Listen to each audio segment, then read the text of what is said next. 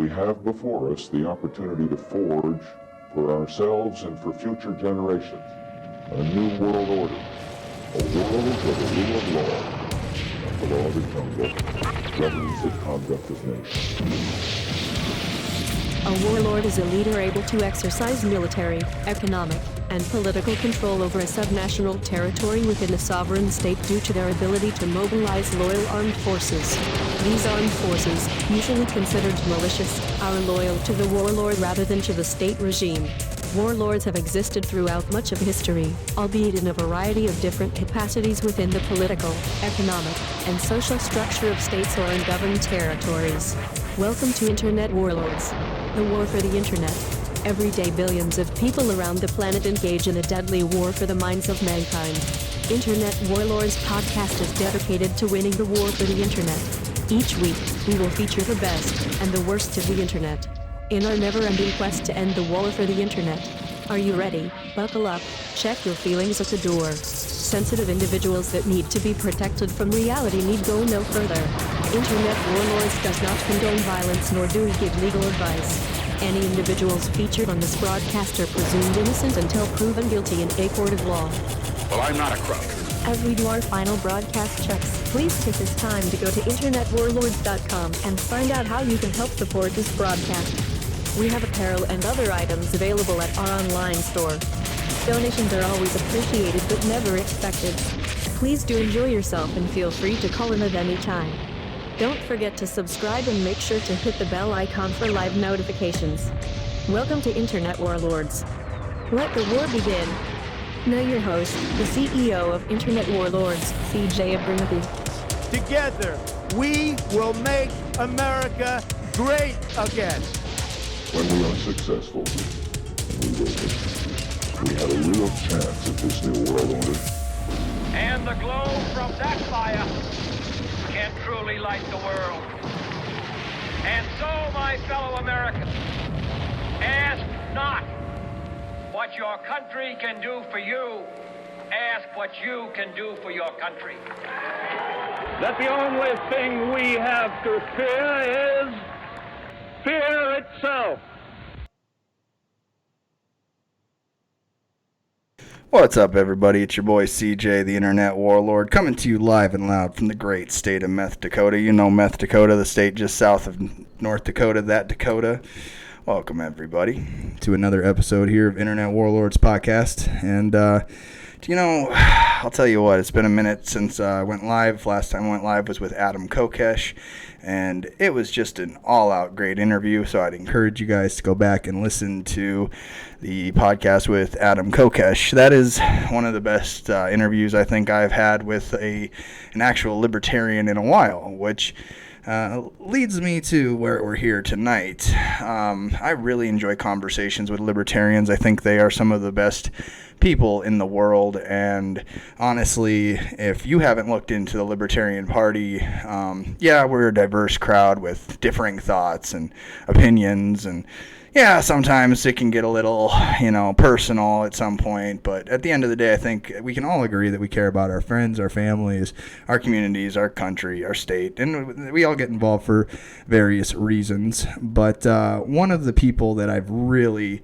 taken a pleasure in getting to know and follow the work of is the communications director for the Libertarian Party of South Dakota, Mr. Devin Saxon. And tonight I will be bringing Mr. Saxon on the broadcast to discuss proposed bylaw changes that are going to be happening at our next Libertarian convention. Mr. Saxon has worked his rear end off to make sure that these changes are thorough, articulate, and understandable, and that there is good logic and reasoning behind why a lot of these changes need to be made and the benefits that can happen if we were to pass these bylaws into our bylaws, if we pass these bylaws into our party, and how it'll benefit us. So without further ado, the man, the myth, the legend here within the Libertarian Party of South Dakota, Mr. Devin Saxon. How are you doing tonight, sir?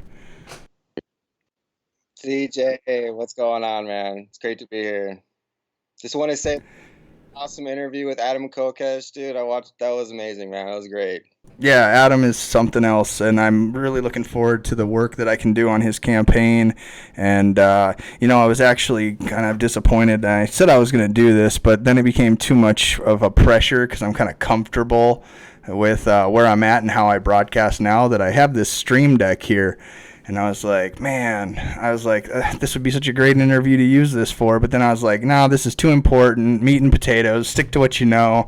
Don't go screwing this one up. And, you've done a lot of hard work for what you're trying to do, Mr. Saxon. And you tell everybody a little bit about yourself for those of you that don't know you. And for my followers, my subscribers to get to know you a little bit, if you don't mind. Yeah, definitely. I born and raised in Sioux Falls, South Dakota. Graduated from Washington High School. Went to Dakota State University to study digital arts and design. After that, I got into blogging pretty heavily. I got into crypto pretty heavily. And now I'm communications director of Libertarian Party, and I'm happy to do this job. It's amazing, one of the coolest jobs I've ever had. And when I met you as the moderator for a debate while I was running for governor. You were asked to be a moderator, and you actually moderated that debate, I thought, quite well. You asked questions that made both me and Mr. Novotny just, it made you answer the questions honestly. And I knew then that if you were to be putting your work into the party, that this party would definitely benefit to it, and it has. From what I've seen in the last year and a half, that you have dedicated your time, your energy, and your life to doing this. What you have here tonight to explain to everybody and to discuss is, it's incredible work. Make no mistake about it. And for those of you that are not into politics, this is may not be your flavor of the week, but for those of you that are, I love this stuff, and I'm looking forward to reading it and hearing what brought you to these, and kind of walk us through the steps. How'd you get involved with the party, and what made you become the communications director? Because, not to toot your horn here, but you took a small state like South Dakota, and it rivals large Libertarian Party states out there on social media. Oh, yeah.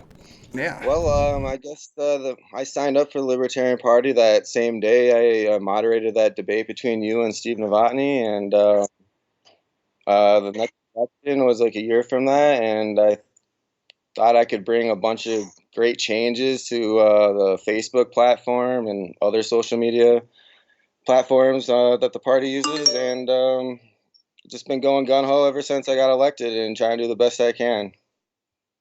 You're the definition of volunteerism and putting your hard work in, and it's going to show tonight. But before we get started on your hard work, I just want to say thank you for all that you've done. I know what it takes for you to get into the politic with even in the party, and how hard that can be. But you keep a calm head. You keep your best foot forward, and like I said, I've really appreciated our conversations. And one of the things that I want to do in this is promote your good works and what you've done. So what I've got here is your bylaws, and I'm going to put them on the screen for everybody. We'll go through these, but before we do that, I want to make sure that everybody's aware that they too can participate in this. So if you feel like you'd like to participate, call in, do whatever you want. If you have a question for Mr. Saxon or myself, there's a number on the screen at 605-277-9388. And we can answer your questions here on the broadcast if you'd like. We're hoping that if you have any questions in bylaws or anything like that, we can kind of use this as a way to eliminate any questions that we can cover tonight at a convention that honestly right now looks like it's just, it's taking some progress to get to. So let's kind of realize that this could be used as a great opportunity for those within the party here to, raise their points and opinions. So we want to make sure that that is open for everybody. So again, 605-277-9388 is the number if you'd like to participate. So with that said, Mr. Saxon, I'm going to walk you through the screen here. You tell me what is important here to start covering from the get-go. So would you like... Basically, right off the bat, I figured that we should, since this is an all-volunteer project, it's good to have specific and detailed job duties for all the positions so that there's accountability can be held when things aren't getting done properly. Yeah, can you... So basically, yeah. 2 just goes through all the additional details for the XCOM officers.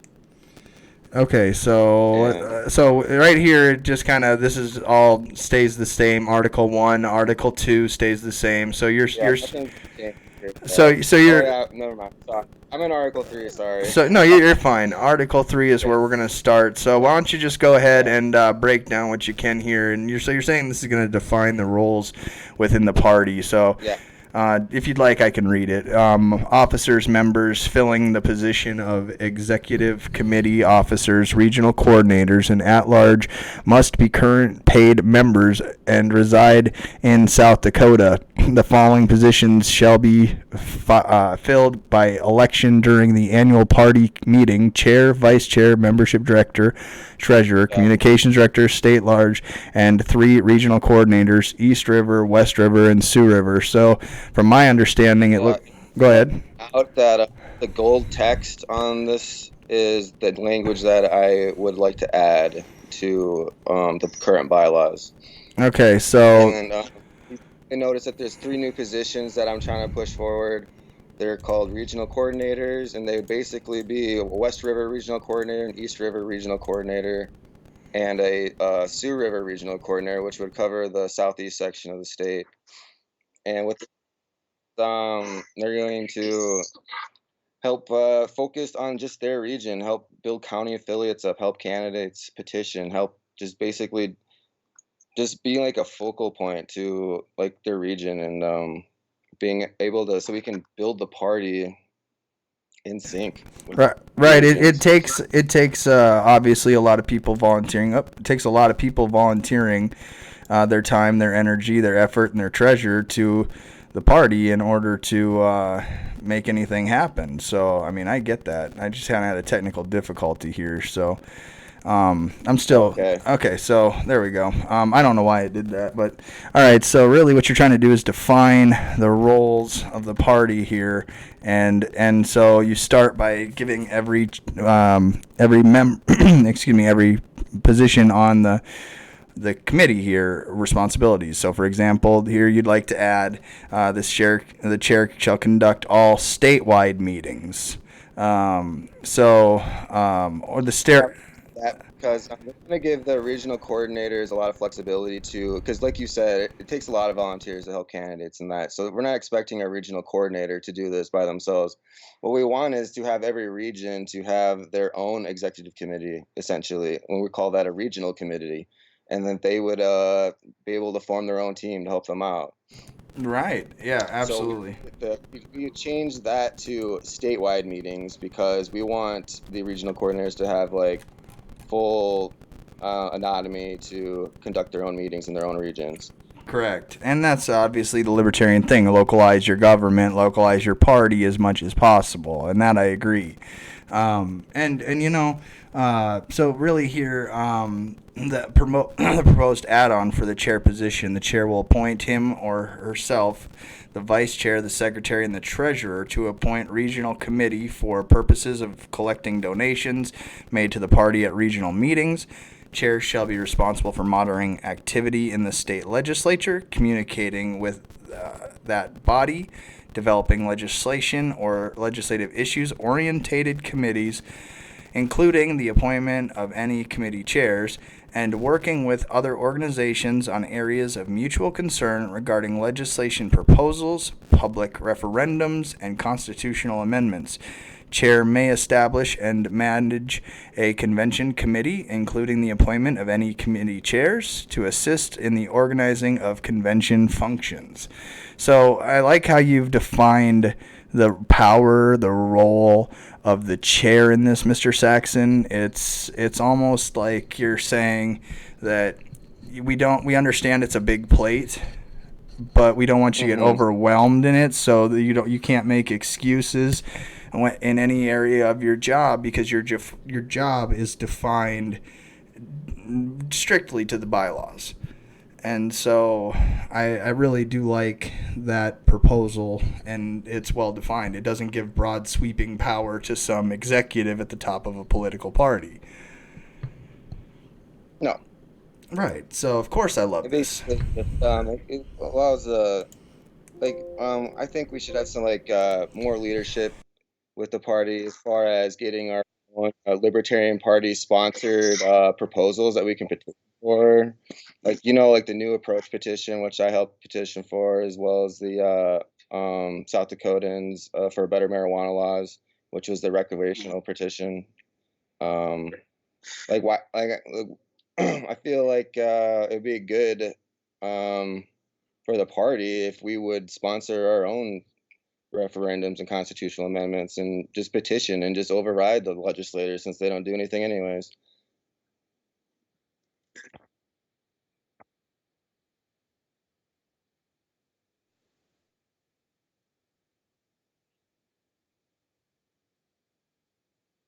Oh, I guess everybody didn't hear me there because it was missing. What I really do like, my mic is muted. What I really do like about this, Devin, is that it defines the role for the chair, and it defines it so that his power of influence within the party is something that is appropriate for its position, and it's well written, obviously. To if any chair looking at this is going to go, oh, well, what do I have to do to be as chair of the Libertarian Party? Well, here it is written in the bylaws what you're responsible for. So, that way it's it's everybody is aware of your job. I like it a lot. So well done on that one, Mr. Saxon, and it has my support to pass. I'm sure it's any of these bylaws, they can be debated and all that and amended, and that'll be fun to go to. But that's what a convention's for, right? So, but these are the proposed changes, right? These are the just proposed changes. Right, and so proposed. The black text is already. And if it's crossed off, you're striking that, correct? Yeah. So, all right. So, which is where we come in. There's nothing stricken from the chair. It's just defining the role. So, from here on, we move over to vice chair. And vice chair shall be the chief assistant to the chair, holding such executive powers as the chair shall delegate, and shall perform such duties as shall be assigned by the chair or the XCOM. The vice, what you've stricken from here is the vice chair shall make an annual report to the XCOM. And can you kind of just explain briefly why that one is in there? There's not even really a report that the vice chair would even write up for the XCOM, so it's just redundant language. Okay, so just get that out of there. Right, redundancy is redundant, so we might as well just cross it out. Got it. Okay, so the vice chair shall perform and make provisions for performance of any legal assistance the party may require. And now you're going to define, I believe, in that, including assisting candidates in navigating compliance with campaign legal requirements. Vice chair will work to ensure affiliate compliance with requirements enumerated in the bylaws, the National Libertarian Party, as well as the state laws, and shall report to XCOM any suspected malfeasance conducted by party affiliates. So can you kind of break down that first define there, Devin? Oh, yeah, definitely. Basically, we're going to have the vice chair be in charge of all the legal aspects of party, what's the word I'm thinking of? Tasks, I would say. If candidates have questions on how they can raise money and who they need to be for their treasurer and all that stuff, the vice chair can be like right there, have that information for them, so Yeah. we can build momentum, keep things going, and not slow down on like trivial state regulations that shouldn't exist anyways. Right. It's funny to me that a party that cares so much about freedom creates so many bylaws, but it has a lot of bylaws for a party. But I think what you've done here is, if there has to be bylaws, and you've taken the vagueness from it, and you've defined it, which is, like I said, if we have to all agree how to get along and play in the sandbox, then this is what it should be. And so, again, I understand. We'll work to ensure affiliate compliance. That's just basically like, we can't have a county party like promoting Republican or Democratic candidates. That's Right. basically the only thing Right. they would like. Right. Yeah, I understand that. So, again, we'll go on to the next part of this. If the office of the chair becomes vacant, the vice chair shall conduct. That's staying the same. Vice chair becomes chair, and shall conduct the meetings. So what you've added here is a more defined role for the vice chair position. Currently, the chairman of the party, I guess we should say, without sounding like we haven't introduced any of the party members, the current chairman of the party is Gideon Oakes. The vice chair is Greg Baldwin, and Daryl Root is the treasurer. Who am I missing? You're the communications director. We've got, why do names always slip my mind? Nikki is what position again? Official? Membership director, correct. Okay, yep, I remember that one. And who am I missing? You're on the chair, or you're a committee. Secretary. The secretary, yep, okay. So yeah, obviously, those would be who these people would be affecting after the passage of these bylaws. So let's go ahead and move on here. Excuse me, that's not COVID-19, I assure you. So, so vice chair may establish and manage a bylaw committee, including the appointment of any committee chairs, to draft bylaw amendments, proposals, and for a membership vote, to assist in the performance of the vice chair's duties, and to provide for any legal assistance the party may require. The vice chair shall report to the ExCom any arrangement, dates, and decisions passed down by JudCom, as well as the minority JudCom opinion, or any JudCom suggestions for bylaw change proposals to be voted on at convention. So go ahead and break down all that fancy word there. I think we should talk about JudCom when we get down to that section, because basically I just had to back up here to the other sections and in the JudCom language. So it'd be kind of confusing to just break that down right now. But basically, the vice chair is going to handle all the legal stuff. He's going to have a bylaw committee to help him. It's going to be great. Right. And the bylaw committee is what helped write these bylaw proposals. Daryl and Greg did some help with me, and I appreciate any help we can get with the party. It's amazing. Right. So, well, I mean, again, it's a party of grassroots. Get off your ass, getting up into the arena and do what we do best, and that's promote freedom, rights. This is a party that nobody's forced to be a part of, which is, again, a beautiful thing. So membership director is defined. I know that's always a confusing one. So what does a membership director do for the Libertarian Basically, Party? they just maintain a list of all the Libertarian members for the party, and so we can contact them with emails on our meeting dates and notify them what candidates are running in their districts. Before anybody goes all crazy libertarian on us and says, "Why are you keeping a list of my information?" You volunteer this information, so that's yeah. This isn't like information that you're not registering people from the graveyard to Libertarian Party, So this is so here it is. Yeah. So the membership director shall be responsible for keeping. You've scratched out records of party membership to keep. So so you've changed that, and I see down here it's redundant language, basically, is what I'm assuming again, that you've taken this out. So excuse me, I don't know why I got the coughing so much tonight, but the membership director shall be responsible for developing membership education programs, recruit campaign volunteers, and assisting in affiliate growth. The membership director shall be responsible for booking and running outreach booths and community events, for maintaining outreach materials.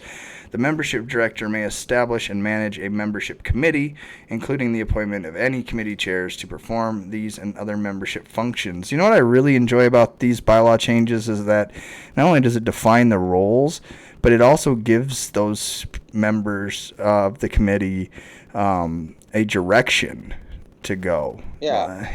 Like, you're not just saying go out into the world and find other libertarians. You're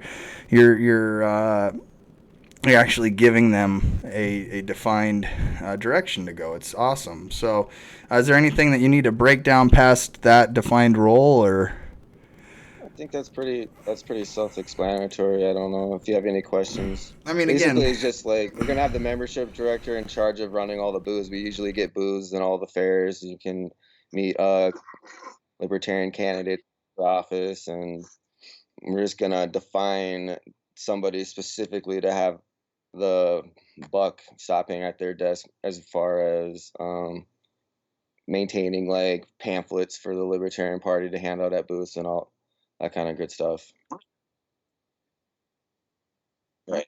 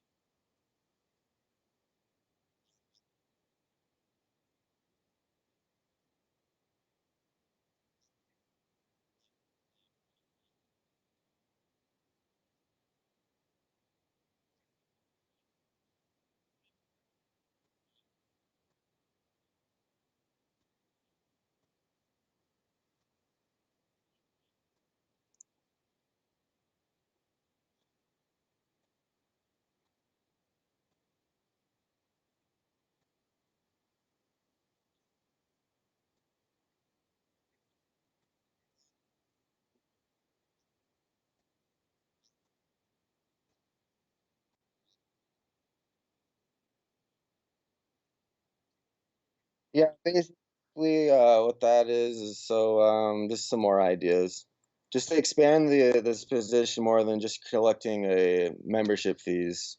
Like we want to get volunteer donations. We want to have better ideas than just a fee. Fees aren't what libertarians like. Yeah. So I'm saying they're saying I pulled a CJ again and didn't have my mic on, but you guys, I was just reading this and all I said was what was on the screen here. So it's just defining the roles of the treasurer, and the treasurer may establish. This isn't like just for the record, this isn't some official bylaw meeting. This isn't some on the record minutes. This is just us talking about what you've done here to propose these changes. So before anybody thinks it's official and like you might have missed a word, there's no. I mean, be calm down. We're just people here. So, but I do appreciate you letting me know. Thanks, Break It Up Podcast, and hello, Crystal. So, if you guys do have any questions as well, you can use the comment feed. Mr. Saxon can see the comments, as well as we do have the number here on the screen that you can call in. Comments are kind of fuzzy, so if there's anything I need to answer, you should just read it out. Yeah, I'll just moderate it for you. That's kind of weird how the roles have reversed. I'm now moderating any questions for you. It's funny how this is like some irony. Anyways, the Secretary of State here, the Secretary of the party here. Secretary party, yeah. Yep. All right. No, we're not nominating Secretary of State. Again, human error. It's Sunday. It's 10 o'clock at night. Let's have a little leeway. So the Secretary shall be responsible for communicating activities of the XCOM and state meeting to the membership. The Secretary shall keep minutes and records as needed for recording the activities of the XCOM and meeting and communicate these to members. All right, and here's the changes. For the first change in the Secretary is the Secretary shall save all records. The Secretary shall save all records for future use referencing purposes. So let me ask you this, because this is where I would, if I was a prosecuting man, I would ask you, I'd ask you, was the Libertarian Party of South Dakota not keeping all records of minutes and meetings? No, I think the crossed out section there might have got deleted, so I'm gonna have to go back and figure out what got deleted accidentally. So that's good that we caught that. No, all right. See, hey, there's definitely some text that's been crossed out because that's not a complete sentence. There should be something crossed out here. So basically, I probably just reworded it to make it more clear and replace the original text that was there. Right.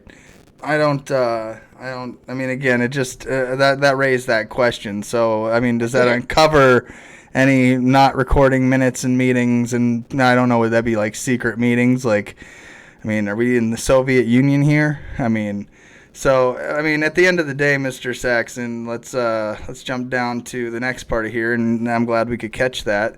The Secretary shall maintain a party calendar of all deadlines required by these bylaws, which is that's incredible change. The National Libertarian Party, the state law, and the Secretary of State, and shall post these dates at least 60 days prior to their deadlines. This is like really important because we're a new party, and there's a lot of new people that join the party, and we're learning, and mistakes happen. And it's just, if we have a big calendar up with all the dates, there's not going to be any excuses for being late on anything that needs to get done.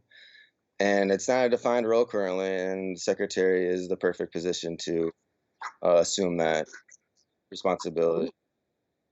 Man, I'm sure they can hear me in the echo through your Skype. I'm sitting here like thinking I got that dry cough from COVID-19.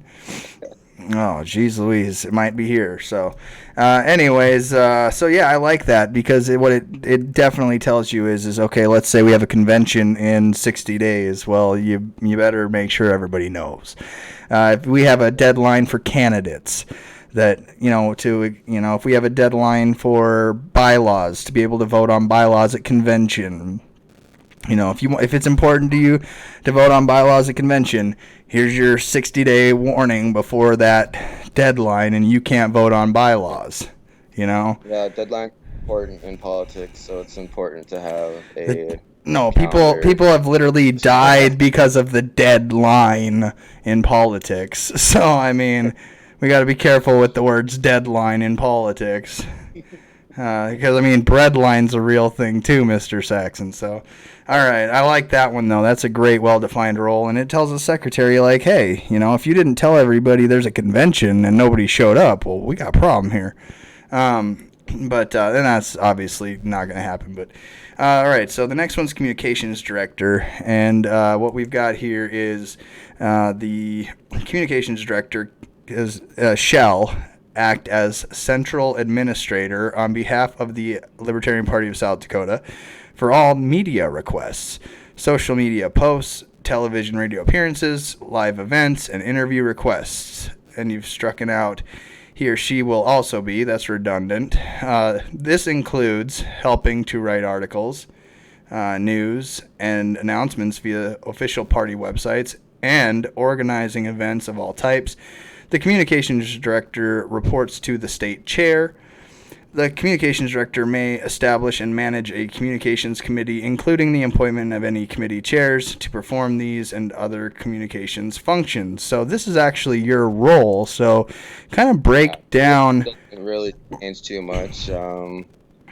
I just basically cleared up some of the unclear language a little bit and added a flexibility for the communications director to form their own communications committee, like the other officers are able to do their own.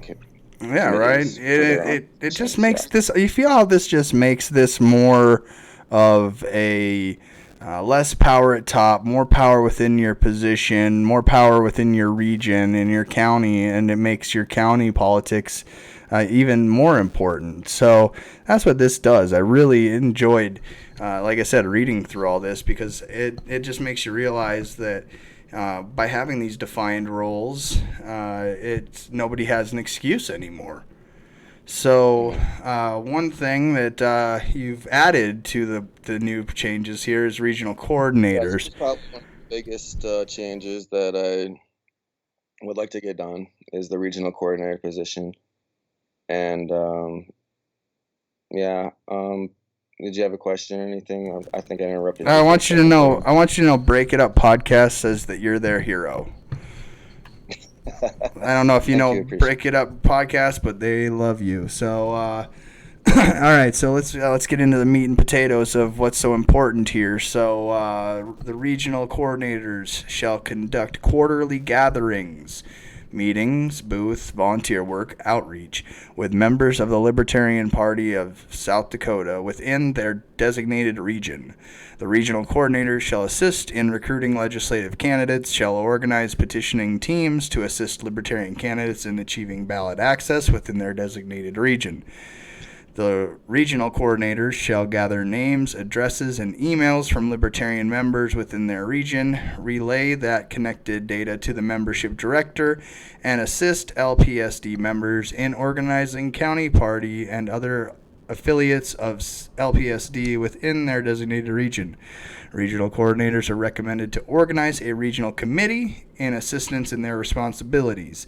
All monetary donations to the party made at regional meetings must be forwarded to the party treasurer for deposit. Through secretary, chair, and vice chair may also accept said funds for deposit. The regional coordinators shall act as ambassadors for the party and may take on any role assigned to by the state chair for temporary or emergency purposes. And then you have broken down the regions here. Let me just cover them real quick. Let's see here. What? Map I could send you if you Yeah, put it up. yeah, we can put it up Okay. if you want. It'll help, Yeah. but I'll read it just for those who'd like to hear it. That would be West River Regional Coordinator. Our districts as follows: 21, 26, 23, 24, 28, 29, 30, 31, 32, 33, 34, 35. East River Coordinator designated legislative districts are as follows: 1, 2, 3, 4, 5, 6, 7. 1, 2, 3, 4, 5. Excuse me. 1, 2, 3, 4, 5, 7, 8, 19, 20, 23, 22. And then let's see here. See, Yeah, I sent a Facebook Messenger if you want to put that up, so okay, here. people can see the actual regions. Yeah. But basically, the regions all have equal populations and is equal as equal amount of legislative districts as possible because we got an odd number of, or we have Let's see if I can yeah. adjust this down. Yeah, we a have an little odd bit. number of districts. Yeah. All right. So I'll just kind of adjust it there for everybody to see, and that should do just fine there. So yeah. So as I'm here in District 23, it would just separate us all here. This is basically just following the line of the river, correct? I mean, that's why we call it East-West River for those of you not from South Dakota politics here. You know, and then it separates Sioux Falls and the counties connected to that. So it kind of really breaks us down by region type. I mean, it's pretty similar to what other parties would do to divide up South Dakota into their territories. So, yeah, I know it's a good map to explain it there. So, excuse me, is there anything else that I need to cover on the coordinators? Again, it's a very important position, and what I like as well is this becomes a board committee member, correct? Or a member of the executive committee? Definitely. Right. Definitely. They're going to be committee members. They're probably going to be doing a lot of work to help their regions out. They're basically going to have their own regional committee to and have like a lot of autonomy to fucking do what they want to get the party built in their region. Right.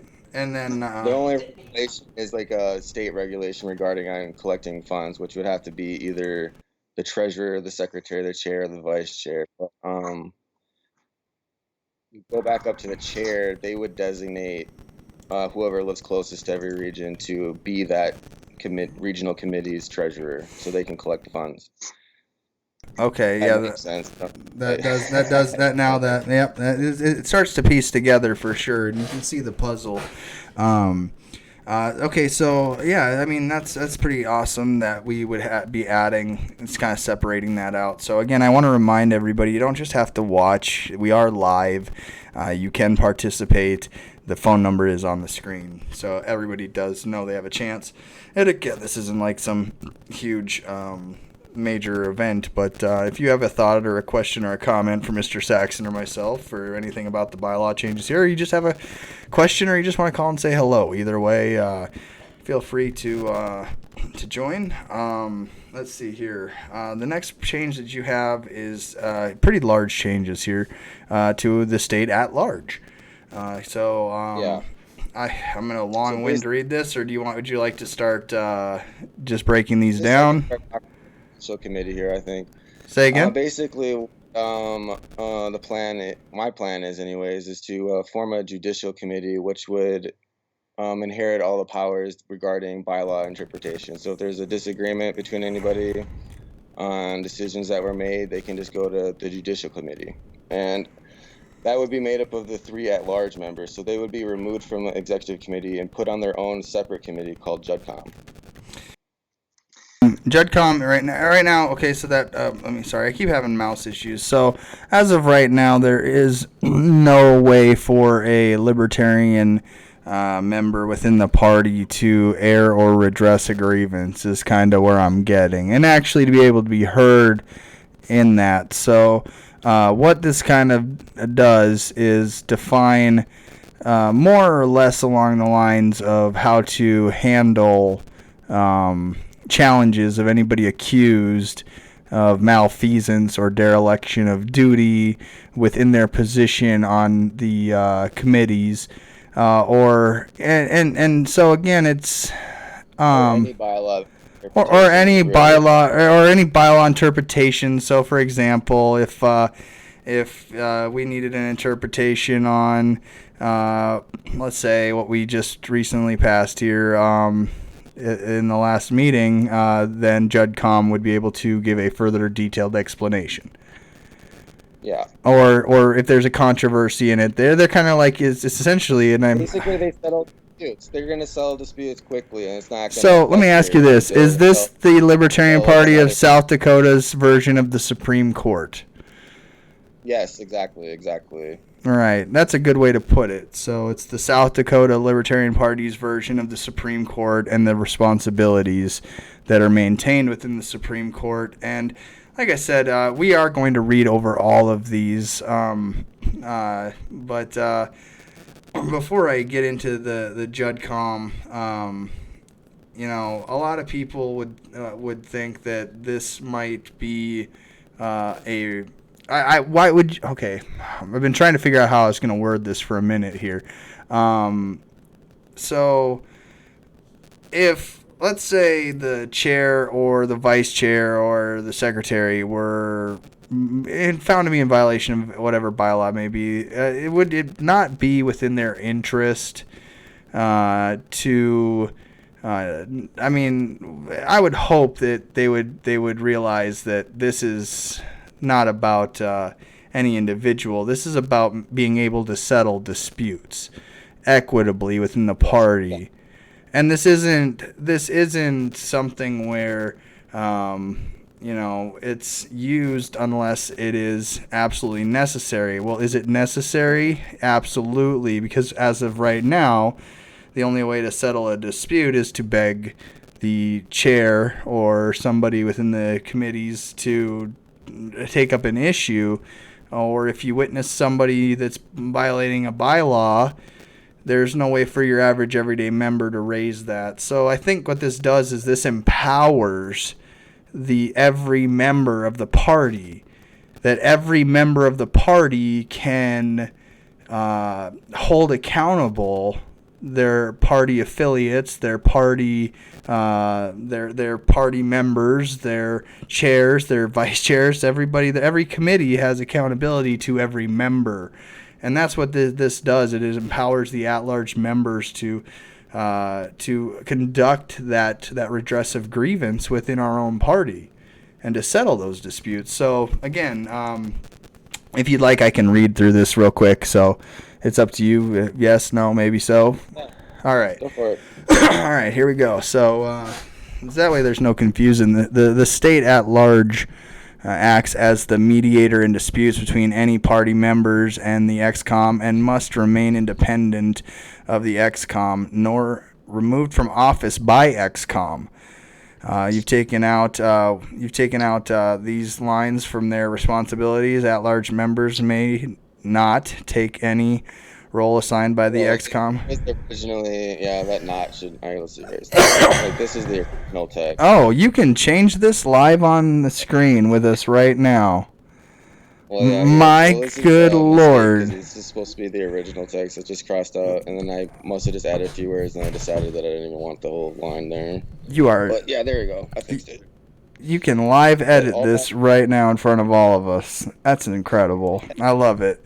Okay, so yeah, no, you've taken out at-large members may take on any role assigned by the state chair for purposes at large, does not have any specific defined role and exists as a flexible member. So what you've done is taken that. I got rid of all that, and I made them a judicial committee member, essentially. But here's the thing. They don't have any connection with the state chair or the executive committee whatsoever. They're their own separate thing. I love it because it separates power from committee to party. Yeah. I love it. And what I absolutely love in the old language, how I know it was written by a Republican pretending to be a Libertarian, is that they got to, well, what do we do for at-large? They're like, I don't know, just say they're a flexible member that can do whatever we say. Yeah, see, that's the some of the things where if there's not specific detailed job duties and it's for a volunteer, especially organization, people they're not gonna do. They're just gonna chill. You know? All right. So here is detailed job duties. People have a whole list of things that they can occupy themselves with. Right, and you have a secretary telling you deadlines and dates and everything, and a party that communicates better. But again, so we're back to JUDCOM, the birth of JUDCOM, the first time you actually see the words JUDCOM. So here we go. A state at-large members shall participate in judicial committee, otherwise known as JUDCOM, and shall make available their contact information for members to file challenges against the XCOM, detailed in Article 3, Section 6. At-large members shall accept all challenges formally submitted to them and shall promptly forward any challenge or challenges raised by any party member to all other at-large members. After receiving notification of a challenge, an at-large members shall meet immediately via email, phone, or electronic media and make timely arrangements to call an arrangement. It's an arraignment. Excuse me, arraignment between disputing parties to hear formal arguments, witnesses, and evidence. I'm sorry, it's my eyes, not your words. At-large members shall immediately forward the scheduled date for any formal arrangements to the challenger, the accused, vice chair, and the XCOM. During arraignments, at-large members shall hear arguments, evidence, and witnesses from the challenger, the accused, and or a representative or representatives from the XCOM and conduct proceedings in a neutral manner. After hearing arguments, witnesses, and evidence, state at-large members shall briefly deliberate, then make a final decision regarding said disputes before closing the arraignment. At-large members shall forward their decision to the vice chair and XCOM for immediate implementation and shall make a report to the challenger, the accused, and the state central committee regarding their decision, as well as maintain minutes of said arguments and relevant documentation to be passed on to their successor. Now, this one's highlighted in a little bolder. Is there a reason? No, that's just a typo. Okay. Just want to make sure because at the end of the day, it makes you wonder if there were minutes and meetings and that were not documented. But all right, let's see here. Executive committee. So this is the XCOM, and now what you're doing is you're going to define XCOM as well. So we covered everything from JudCom. I mean, is there anything else? I mean, this is the big kit and caboodle. There's more stuff from Jud. If you want to Oh, okay. This is Section 6 and continue on with just judicial committee stuff. Okay, I'll hop back up after this. Is this the end of JudCom here? At 6 and 7? Oh. Defining the state of Okay, we might as well just keep it to where we're at here with the executive committee. Shall consist of 6 duly elected officers plus 3 duly elected regional coordinators plus 3 duly elected members at large. So you've crossed off the redundancies here, and you've just plus 3 regional coordinators and 3. So you've taken off the elected members at large. Those elected members are no longer on the executive committee. They are the judicial committee. Correct. Okay, so I got it. That's awesome. Okay, so now each office, or let's see, members elected to the XCOM must be members in good standing of the Libertarian Party of South Dakota. Each officer and regional coordinator will be responsible for maintaining documentation within their area, and they will provide a written report to be passed on to their successor. The XCOM shall designate all LPSD delegates to the National Libertarian Party Convention except one delegate seat prescribed to the chair by these bylaws. So what you're saying is the chair. Yeah, so the chair already has one delegate seat for the National Party Convention, and then basically the issue with the current bylaws is that people need to plan ahead because it's expensive to go to the National Convention, and if they don't have that time to plan, then they're not going to be able to attend. And currently, I think only one member in the last 5 years has attended from South Dakota to the National Party Convention, and that was Greg when they had it in New Orleans. So what I just think we should do is just let the XCOM pick the delegates, and then they can have time to prepare because we don't even have currently, like, we only have one person that's officially going, and you, if you would like to, and possibly me if I'm going with I don't know if you know this, but I'm looking forward to working with the Kokesh for President 2020 campaign, and I do look forward to going to Houston and meeting everybody. I mean, it's in Austin. Don't go to the wrong place, man. Yeah, right, Austin. Well, you know what? At the end, we gotta go to Austin because that's I forgot that's Alex Jones territory. So. Again, Mr. Saxon, it's late at night, a Sunday, and I mean, we're 2 libertarians that actually care enough to talk about this while everyone else is in their coronaphobia, under their rocks. So, I mean, at the end of the day, man, I'm hopefully not the guy that has to read these at convention. Put it to you that way. So we've got we've got a delegated seat prescribed by the chair's bylaws. So he gets his seat. He can assign these. Each. Not as assigned. The executive committee would. The executive, and then he obviously has spot. Now, question. People know in months and like 6 months plus in advance that they. Does this make it they can make those arrangements, get their plane tickets, get their hotels, and. So South Dakota can actually finally have a presence at these conventions. Correct. So check this out. Here's my thought. Does this mean that the chair's required to go to the convention? That's the question. No, he's not required. I don't believe so. I could go back and check. I mean, if the chair's not required, I guess my only thing would be is could you add in there the chair can designate somebody to go for themselves in case they're coronaphobic and stuck under a rock and, they don't. Actually, good idea. I'll make a little note to myself. Yeah, man, make a little note to yourself and kind of maybe the chair can designate a replacement for themselves, but they can also reserve a delegate seat themselves kind of thing, Yeah. Excuse me. Oh, all right. So let's see here. I got an echo going on. Is it my mic or yours? La, la, la, la. I don't hear enough of my end. That's probably mine.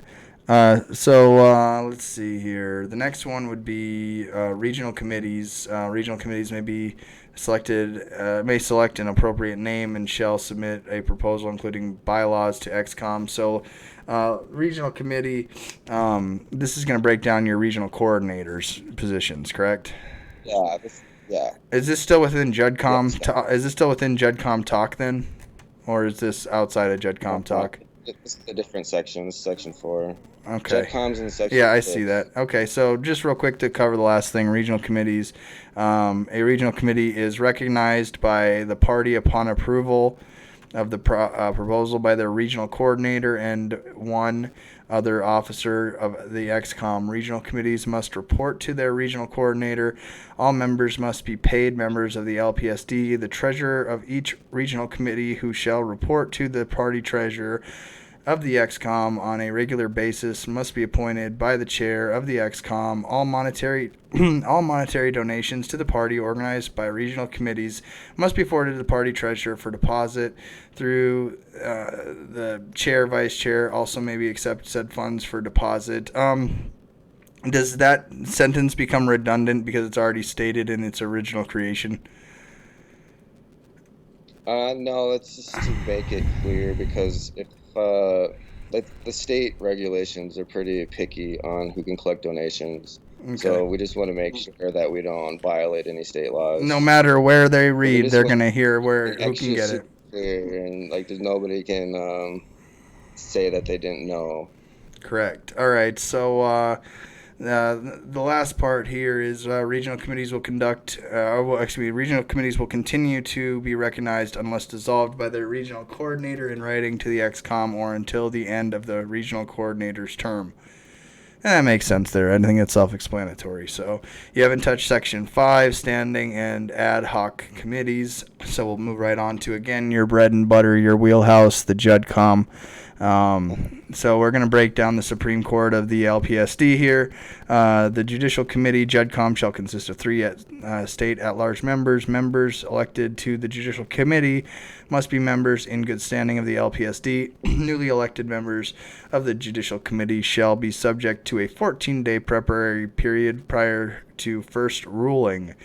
Jurisdiction will reside within the Judicial Committee on matters including but not necessarily limited to executive committee decisions alleged by any party member or any XCOM officer to be inconsistent with state or national party bylaws, including interpretations of said bylaws. B. Executive committee actions resulting in 1. Withdrawal of any candidate's nomination. 2. Removal of an affiliate. 3. Suspension or termination of any party member. C. Party member alleging dereliction of duty of any executive committee officer or regional coordinator, including any executive committee officer or regional coordinator's actions alleged to be inconsistent with these bylaws. So I'm assuming that Section 6 has to be passed as is. So this is basically, again, my interpretation, explaining the power of the JudCom and what their defined role is. So why don't you, again, go ahead and speak to Section 5 here. Or Section 6, you mean? Well, yeah, Section 6. Yeah. Talked about it. It's kind of repetitive from the at-large description, but this is essentially, like you said, this is basically is going to be the Libertarian parties of South Dakota Supreme Court, and they're going to settle disputes quickly and not allow things to fester for a whole another year until another convention. It's just going to settle it within 2 weeks, preferably, if not judiciously. The next one is Section 7, Judicial Committee meetings. The Judicial Committee, in accordance with the state at large members' duties detailed in Article 3, Section 2, shall schedule... and you know what's funny is it's Article 3, Section 2. Isn't Article 3 of the Constitution the one that sets up the Supreme Court? I'm not 100%. I probably should know that, huh? I'm pretty sure that's what it is, so it's just kind of funny. This goes over the meetings. At such meetings, the Judicial Committee shall schedule a formal arraignment to take place within 14 days to hear arguments, witnesses, and evidence from the challengers. We've gone over this as well. This is Section 7 as well, defining that from earlier, what an arraignment would look like and how long it takes in the meetings to do so. So, do you need to cover anything in Section 7? I think we covered that already. So All right. we can move on. So judicial arraignments is judicial committee arraignments is next. Is there any meat and potatoes? Would you like me to read it? Basically, that just the process of how evidence will be heard and how the decisions from JudCom will be laid down. Correct, which we have already, and it covers into Article 8, Section 5 of malfeasance. So, and you know, the thing is this is, there's something big in here I remember reading that I wanted to take away from it, and that was any unanimous decisions reached by the Judicial Committee regarding matters under its jurisdiction as prescribed by these bylaws shall be forwarded to the Vice Chair and XCOM for immediate implementation. So whether it takes a day or 14, whatever it may take to settle a dispute within the party, if you have all three regional coordinators unanimously with a decision, that is obviously the ruling of JudCom. So that is not to say that they that would not be public information, correct? All the JudCom stuff would be public information. Okay, and that's pretty much my only question from that one. So. Nothing changes in Section 9. Quorum is still 2/3, the majority of members present.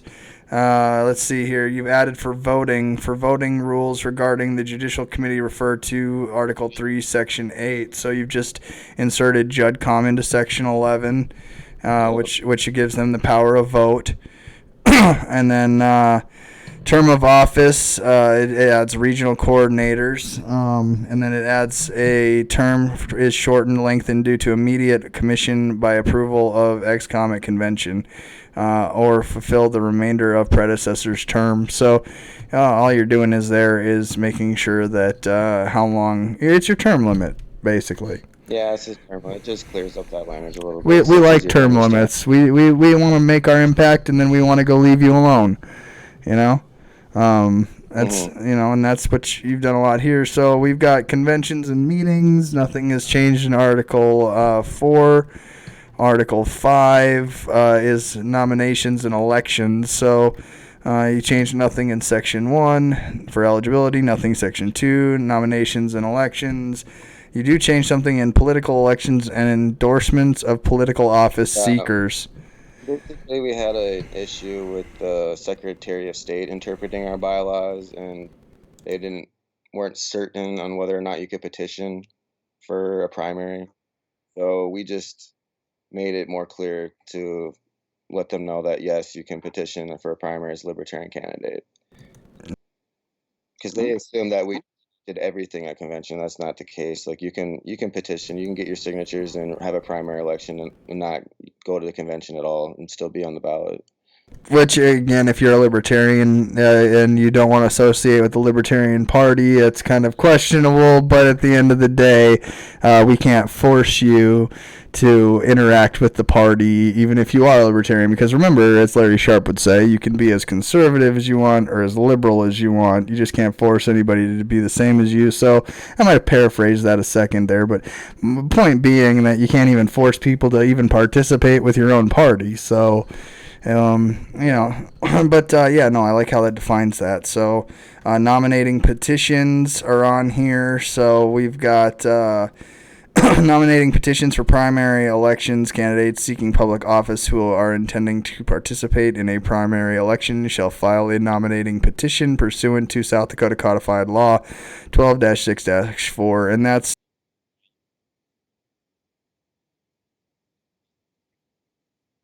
Mm-hmm.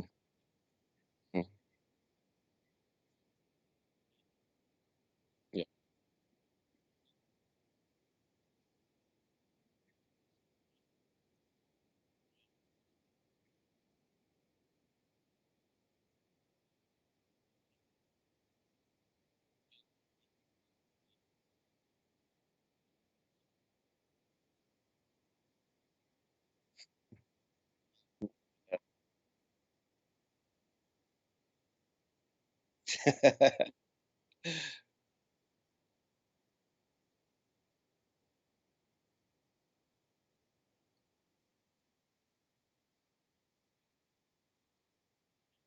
Yep.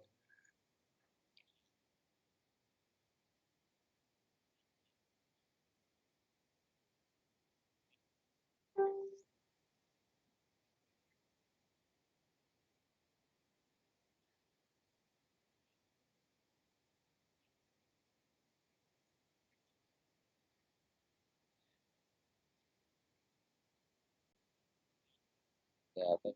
We're a totally new robust machine now.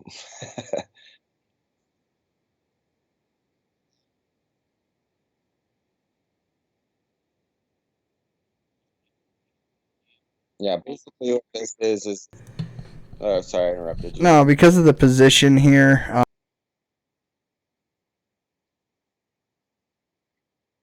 Yeah, because we don't want the executive committee to have anything to do with the judicial committee. To be separate entities, so they're gonna So have a there's no separate procedure retaliation. So Yeah, yes, they don't go to the gulags. we want our judicial committee to be completely independent, completely neutral minded, and fair as possible. Amen. Section 6, you've crossed the whole thing out, and that's party convention delegates for national party.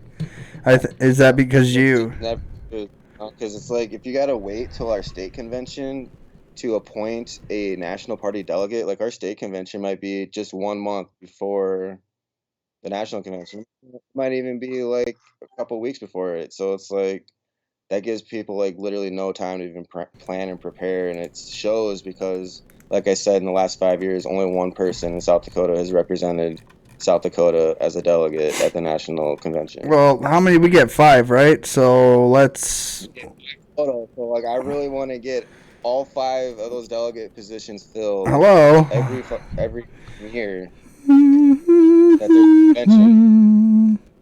I'll just I don't know. You can't see me because of the delay, but I volunteer as tribute, Mr. Saxon. Yeah, there's a delay here, so you're seeing the delay as it was a few minutes ago, or a minute ago. But yeah, no, I volunteer as tribute to be able to do that. Yeah, I see that, Gideon. That my mic is it's shorting. This is why you shouldn't be stupid and have an online convention, because at the end of the day, you can't hear me, and there's no way to control everything that happens, Gideon, on the internet, and it takes me no time to share my screen and show anything I want. I mean, at the end of the day, Gideon, I would highly suggest in-person conventions are the way to go, because this is uncontrollable. Internet is not ready for conventions. There's no way to even host this. Look how hard I'm having with a software engineering background to just maintain audio properly, and you're sitting here telling us that we're going to somehow host 2,000 members on the internet. Like, hello. And this is CJ Abernathy speaking, since I know you're watching. This is not Mr. Devin Saxon. That's why he's not on the screen. We're discussing bylaws, but since you decided to make yourself known here tonight, just understand that I've said exactly what I need to say to you. And this isn't about that tonight, but it will be tomorrow. So with that said, Mr. Saxon, I apologize for taking that moment there for some personal words there. But getting back to the terms here that we're talking about, we just added terms here. You're adding terms here for regional coordinators. We got past that. We got the nominating at convention. We're here. Okay, so I'm going to assume I'm going to assume that you're just adding disbursements and deposits. You're adding this is again. Yeah, this is Daryl's section. He's our treasurer. So he does a great job. So, yeah, I met Daryl too. Nice man again. Met Daryl. Had an interesting conversation with the man. I really wish I could talk to that guy a little more, because he does have interesting thoughts on a plethora of issues. But and I think coming from him, it's it's coming from him, it's not like I I think that he'd put this in there. He's trying to make his job easier. That would help out somebody from there. And hey, just real quick, back to a personal thing real quick. Gideon, if you want, this is the phone number, 605-277-9388. You're welcome to call in just like everybody else. So, back to that, Mr. Saxon. Bylaws and amendments. We'll move to Article 7, bylaws and amendments here. Required vote. The bylaws of the LPSD may be added to, changed, amended, replaced, or revoked by 75% of the members present at convention or state party central committee meeting of the LPSD. So you're just defining place for like when we actually grow, because we want to have county affiliates in every county, and the state party central committee is essentially every county would pick one delegate to send to this state party central committee, and that's what it would consist of. So we're just adding language to prepare for when we do have our exponential growth spurt. Yeah, hang on real quick. I'm going to test something real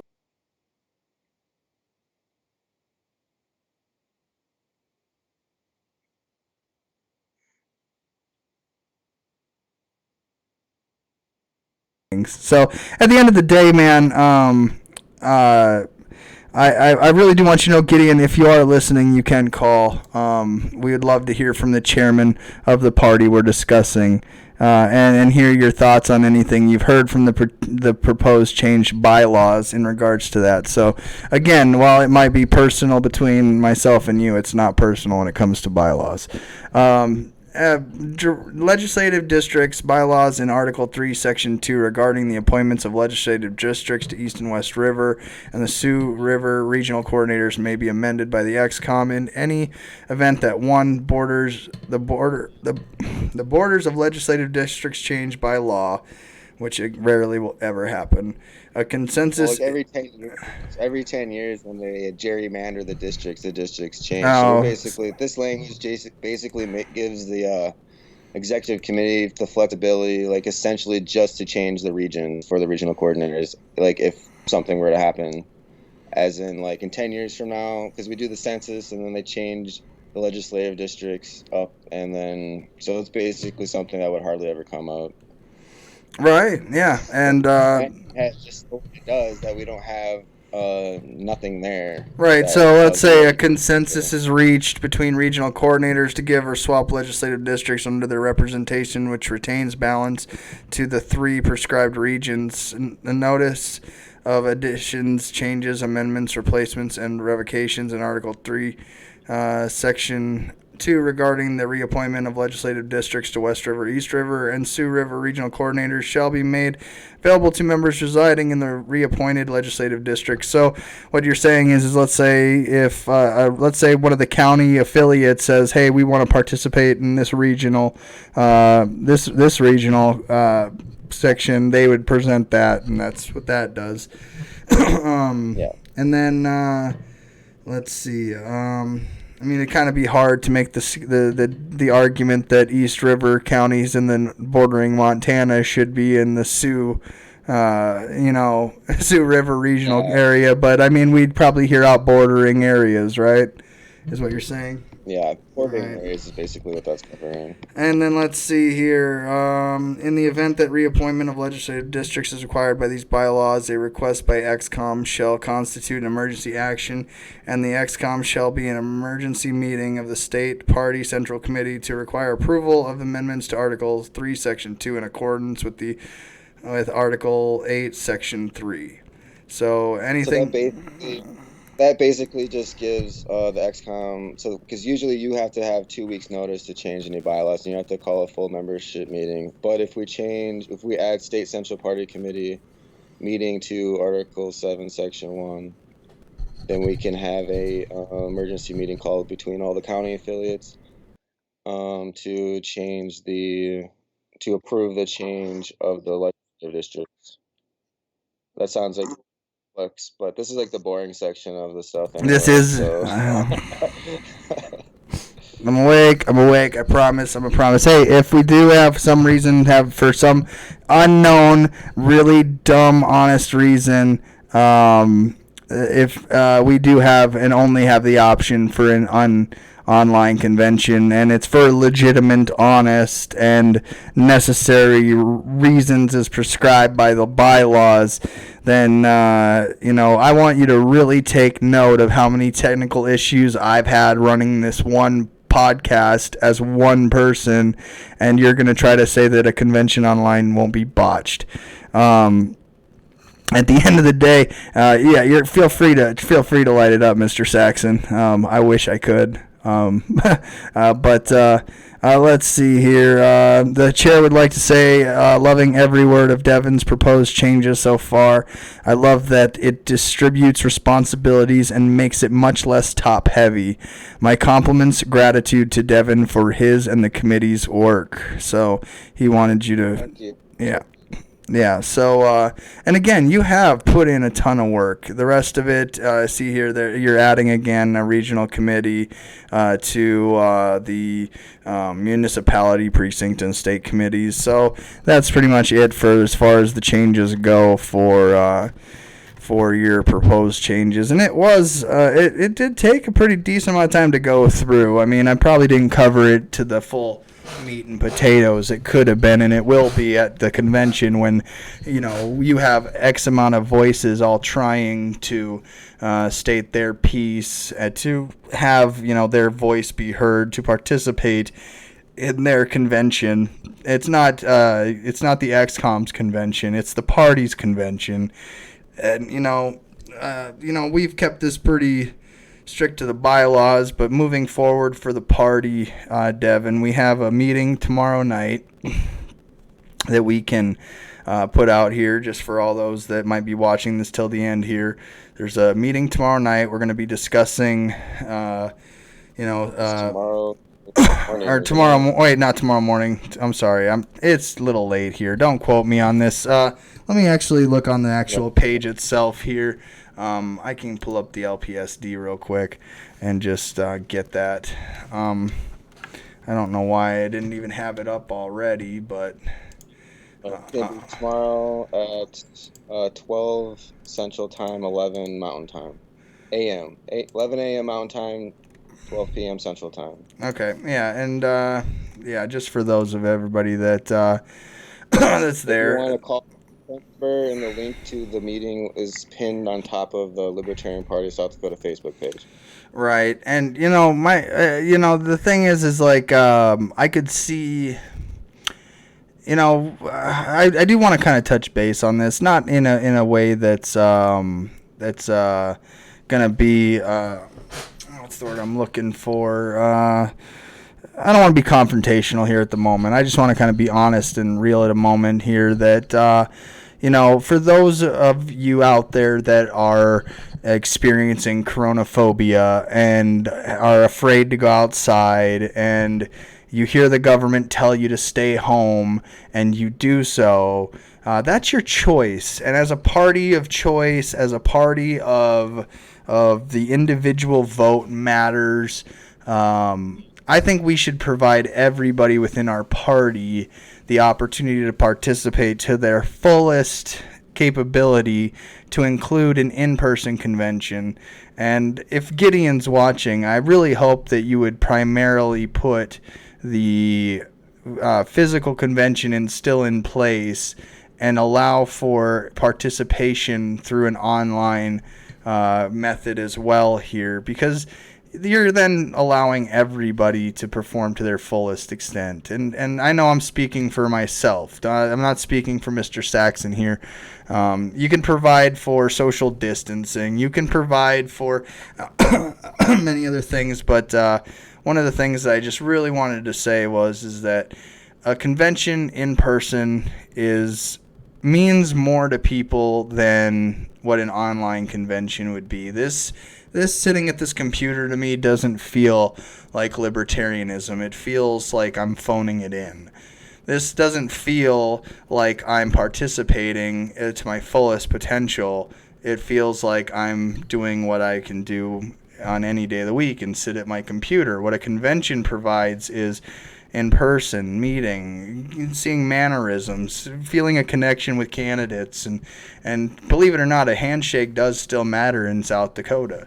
So at the end of the day, I think that by taking that and running in with a fear that you have and others may have, rationally or irrationally, it's still something we should accommodate. But I don't think it should be the end all be all. That's what it's going to be. So, Devin, like I said, you've done so much hard work. You've done, for any of us that have done our homework before high school, college, that's work. And that's thought, and that's time, and that's energy. And, thank you for putting in that work, time, energy, because what that does for me is it says, well, he dedicated his time. Now let me return that back in my best way. And if we keep paying forward our volunteerism, this party is going to go very far. And so, like I said, well done. You deserve to be highlighted. You deserve to be put out there for your great work. And, congratulations on your successes so far. And me, I wish you nothing but the best of success. And I truly do believe you have the party's values at heart. And if there's anything I can do for you, you want to go live again, you want to just come on and talk about UFO conspiracies or something, I don't know. I mean, it doesn't have to just be bylaws, but you're always welcome on Internet Laurel. We're not talking about anything boring. We're going to talk about something cool, and I'll definitely come on again. Right. I'm just saying, this was your introduction to the platform, on my platform at least. And but I'll hope to have you on, and we'll talk about more interesting things than just party politics. But we did figure that this would provide at least an opportunity for people to even participate. See, listen, Gideon, I want you to realize something. I left this phone number on the page. It was shared to the main party page. This phone number's been on the screen. Nobody wants to participate. Do you see how it's very hard to get people to participate when we're competing with Netflix, Hulu? We're competing with every streaming platform, every video game, and we don't provide anything other than click here. And at the end of the day, it doesn't get as much participation as you think it's going to. So I really hope you also take that into consideration. And he does add an extra comment here. One of the options on the table tomorrow is to convene electronically on May 9th and take care of the time-sensitive matters, then reconvene later in the summer when things have calmed. Interesting thought. I'll definitely take that into consideration and see where that goes tomorrow night. And I'd encourage anybody in the Libertarian Party of South Dakota to participate. I'm sure, of course, obviously Mr. Saxon here would appreciate participation because these are his bylaws. This is his work. This helps build a much more expansive party of power to individual party members. It empowers the members. If you feel like you're just a member of the Libertarian Party, you're not just a member. You have a stake in this party's future. You have a place at this table. And if you have a question, a comment, a concern, yes, even a bitch, a gripe, a moan, and complaint, we will listen. We'll hear you. We'll maintain dignity and respect while where it's due. But when the minutes hit the record and the time to get to libertarian business takes hand, you'll see how this party operates. And we hope you'll consider, as you see how hard it is to define these roles, imagine being a candidate and how hard it is to be a candidate. This helps candidates, this helps members, this helps everybody all around, and it provides accountability. So I kind of think, Mr. Saxon, what you've done here is created the Supreme Court of the Libertarian Party of South Dakota, and you've provided every member the opportunity to hold accountable those that are elected to office. So with that being said, I'll let you close the floor. The whole floor is yours, nothing but the floor for anything you want to say. And then I'll let you take it from there. Yeah, thanks for having me on. It was a pleasure talking to you and discussing things with you. And I hope to see everybody at the meeting tomorrow morning, where we're going to vote on whether or not to have an online or an in-person convention, or maybe compromise and have a combo of some sort. But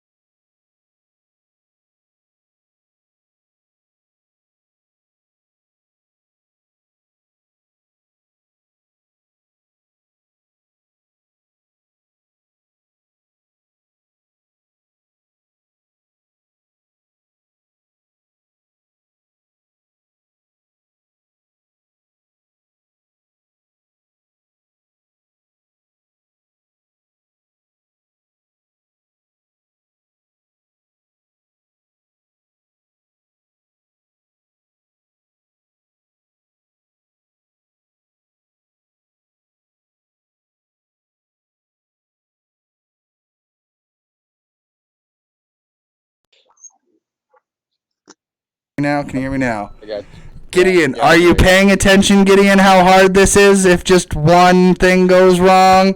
You look at Devin's face is zoomed in, like my mic doesn't work. I'm just saying, I'll hear you out with reconvening, and we'll go there from there tomorrow. That was embarrassing. That was live. You can't control it. That's what I'm saying. Like, and just for the record, it's vulnerable to be hacked, taken over. I mean, I don't know if you know this, but one time I went live and somebody I put up my Skype number and then they kept phoning me over and over and over again with prank calls. So, I mean, it's just, this is not the forum for that. But anyways, Mr. Saxon, it's been a pleasure. You can't control live. I'm so embarrassed right now, but it's been a pleasure, sir. This has been Internet Warlords. This is Mr. Devin Saxon, Libertarian Party of South Dakota Communications Director. Please support his bylaws. Go check out the Facebook page. Join your local Libertarian Party today. Join your state party. Get involved. And, at the end of the day, if you care about your community, if you care about your family, if you care about your country, if you care about your state, this is the place to be. And, it's not just your average everyday two-party duopoly. It's its own entity, and I've absolutely loved nothing more than being a part of the Libertarian Party of South Dakota and the Libertarian Party as a whole. So again, thank you, Mr. Saxon, for being a part of this. I'll catch you up with it after this. Anybody has any questions, leave them in the comments. And we'll see you guys next time on Internet Warlords, the war for the Internet.